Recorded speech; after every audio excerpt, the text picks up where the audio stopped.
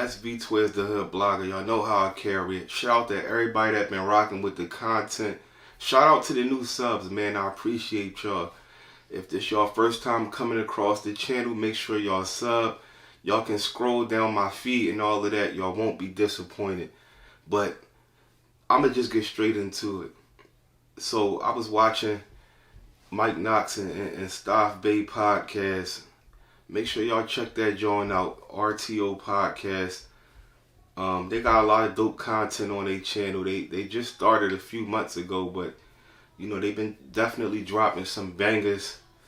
They did probably the only people I saw that was able to get Ness and Hollow Man on the same podcast, and they gave a history in the background of the battle and you know things like that. And they touch up on a lot of stuff that went on behind scenes that in the city of Philly that we might have heard a little bit about, but you know we didn't get the actual true story behind what really happened. But other than that, I just want to get into the latest episode that they had dropped. So I was tuned into the joint and I'm watching it, and they had, you know what I'm saying, start speaking on Gillie and Wallo, $1 million worth of game. I'm not gonna lie, like when $1 million worth of game had dropped, like them first couple years, I was tuned in, like, you know what I'm saying, very entertaining. But eventually, you know, I kind of, you know, to me, like it kind of fell off. I think they get a little carried away with the joking, and you know they cut their guests off a lot. You know what I mean? Sometimes, you know, we just want to hear, you know, a good dialogue and stuff like that. You know what I'm saying, specifically, I feel like with the joking and stuff, that the joking back and forth, it's cool when it's done too, but sometimes when you got a host on there, and I mean when you got a guest on your show and they answering the question or they talking, you know, cutting people off with the jokes, it's not necessary. Sometimes, especially Gil, because a lot of times, you know, Gil used to be funny as crack, bro, but you know, lately it's like, you know, they be ODing with it. But you know that's not what the topic is. The topic is, so I'm hearing Knox and Staf, and they, you know, they asked them like, damn, what's up with $1 million worth of game? So Knox goes to say that, you know, they basically kind of threw shots at him with the Tony Yayo interview. And I didn't see the interview until after I watched they podcast, and I'm like, damn, what they talking about? So I had ran the joint and played it, and then I see exactly what they was talking about. Like towards the end of the podcast, you see Wallo like holding his phone to Gillie, like he trying to let him know, like, don't forget about this, don't forget about this. So obviously what Wallo was showing him was, don't forget to ask him about Mike Knox. Now, I'm heavy on, you know, body language and stuff like that. After Wallo showed Gil the phone, you can look at Gil's posture and how he asked the question. He asked the question like he was expecting them to say something fly after he asked them. Like, if y'all really pay attention to how Gil asked the question, he like put his head down, had like a little smirk, like he already knew once he asked him that question that they was going to say something out of pocket. Now, he asked him the question, wait, what's up, man? Y'all gonna let my man Knox back in G Unit? That's the first strike, because now you making it public that you have knowledge of him allegedly getting kicked out of G Unit. That was never really, it was never really stamped. There was a lot of people saying that 50 allegedly unfollowed Knox and all of that, and you know, it was like a bunch of people spectating, but Knox had made it clear that 50 never followed them on Instagram. He never followed them on the gram. So 50 never came out publicly and said that Knox was no longer a part of G Unit or nothing.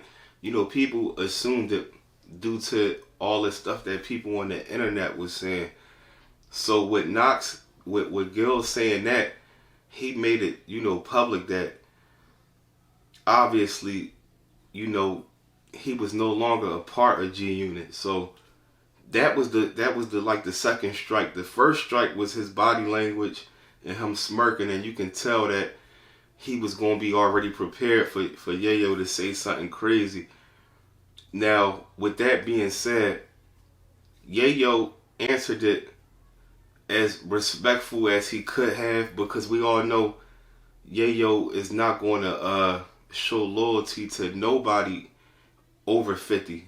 We all know that, you know, Yayo, that's 50 shadow, you know, so he gonna rock with whatever 50 do. He even talked about with like Banks and Buck and all of them, like that those were the decisions that 50 made, so he was rocking with it.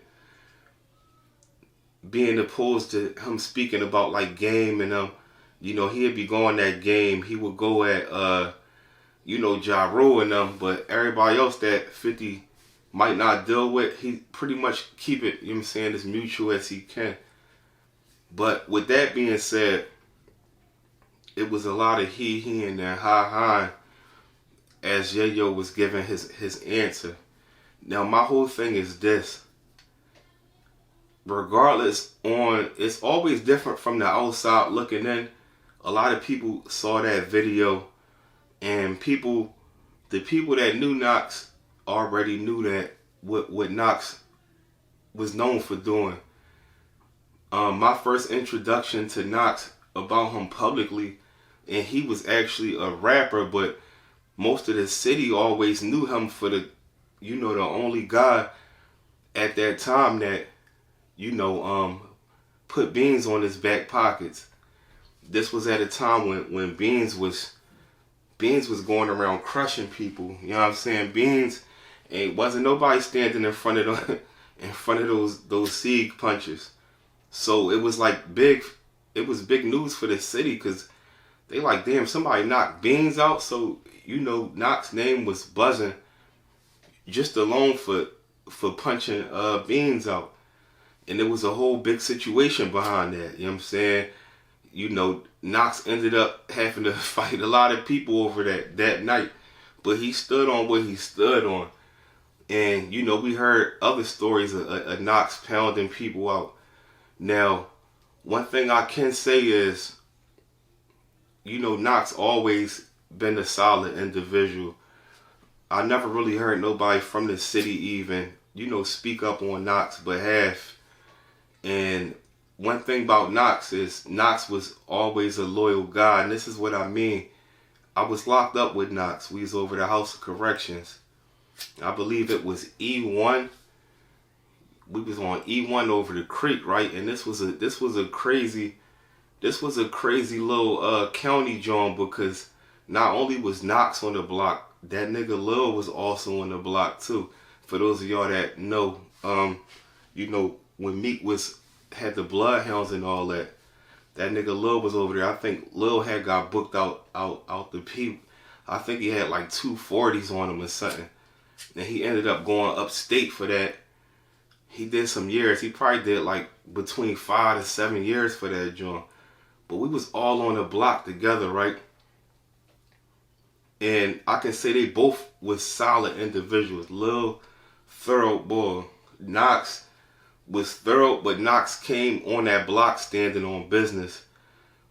It was a situation where, you know, people would be asking Knox certain questions. You know how it is over the creek where it might be 8-10 people in the hut. My hut was one of the chill huts, and then it was like 2 other huts where when the block opened, it might be, you know what I'm saying, 7-8 people in there. Lil hut was open, you know what I'm saying, same type time. You know, so we all chill. We was all bit, and I was up there for a ratchet, John. You know, everybody had their own situation, but I remember people asking Knox about certain situations, and he would check them. Like, you know what I'm saying? People wanted to know about him knocking Beans out off the rip. He like, that's my man. Like, we not about to talk about that. the COs was up there all on his top and all that, because he'd be on the phone with Yayo and all of that. And I seen Knox press a few people on that block, like no rap stuff. Knox, you know what I'm saying, you wasn't saying nothing that was out of Knox, you know, straight up check you from the rip and be ready to, you know what I'm saying, punch you out. You know what I'm saying? So definitely Knox was always known for standing on business. You know, people can take that, you know what I'm saying, how they want to take it. You know what I'm saying? My platform is not controlled. I'm going to keep it a stat. I don't got no special loyalty or nothing with nobody, but if I got knowledge of something, I'm going to speak on it. I'm going to keep it a stat. So with me saying that is this. Knox was there for Gil forever. When Gil lost his son, Knox was there. You know what I'm saying? Knox was trying to do the G-Unit Philly thing. He was really one of the few artists at that time that was bringing Philly together. Philly been divided for the most, but around that Batcave era and all that, you had the Batcave Boys movement, and then Knox was pushing the G-Unit Philly stuff. Now, Knox and 50 relationship, it wasn't based around rap, you know what I'm saying? It wasn't based around rap. You know, they had a real brotherhood, you know what I'm saying? They've been actually, you know what I'm saying, tight for years. That's why when you seen when Knox came home from the feds, 50 pulled up. You know, he pulled up to the trenches. He had that Sprinter and everything out there for him when you know, he got out of jail and all of that. Now, with me saying all that leads to me saying this. With Gil saying that was real slick and it was foul, because at the end of the day, if you is trying to patch something up, bro, everything ain't for the camera. And for one, you talking to Yayo, like Yayo even got authority to say who's a part of G-Unit or not, bro. Y'all had 50 on there. You know what I'm saying? And even with having 50 on there, that type of question shouldn't have been asked on camera. You know what I'm saying? Yeah, when y'all can talk behind the scenes or whatever, and 50 gonna do what 50 gonna do. You know what I'm saying? If Knox and 50 is not directly talking, Gil, you can't, it's nothing that y'all can really say, bro. You know what I'm saying? People see how 50 move. You know what I'm saying? Whether or not, you know what I'm saying, they was going to get back together, or even if, don't nobody know what the real relationship is. Don't nobody know if Knox and 50 talked or whatever, but it is what it is. Everything ain't for the camera. Now, if somebody else brought that up that wasn't directly friends with Knox, then it's like, all right, y'all trying to get y'all, you know what I'm saying, y'all want the views, the shock value, which is understanding, you know what I'm saying, but for somebody that was a homie of Knox, when Knox was there for you at one of your lowest points, you know, that it was super foul, and on top of that, it's crazy that, you know, Gil and them brought that up, being to the simple fact, I heard Knox was like, y'all at least should have me come on there. Y'all want to bring my name up, have me come on there. Knox, you know that's not happening. You know Gillie and Wallo, at the end of the day, do not care about the city, bro. You know what I'm saying? It was a point where Gil he played a major role in helping out people in the city during that DVD era, whether it was bringing people up to Cosmic Kev and all that. Yeah, Gil did that. Gil was very supportive. But with the podcast, I have yet to see one Philly artist on there besides them bringing Meek on there. PNB Rock pulled up to their podcast during them interviewing King Von. And King Von reached out to PNB and told him he was going to be up there. If y'all pay attention to that King Von interview, y'all would see that PNB just popped up and they was shocked. Like, oh, we got PNB in here. Von like, yeah, I told him I was up here. The streets of Philly is hungry. We got these young boys out here wiping each other out. We got plenty of talent in this city. Why is not the biggest podcast from Philly bringing no type of Philly talent in? The most that they do is that boxing John. But at the end of the day, it's straight profit right there. Even when they title it, it's like the funniest boxing ever.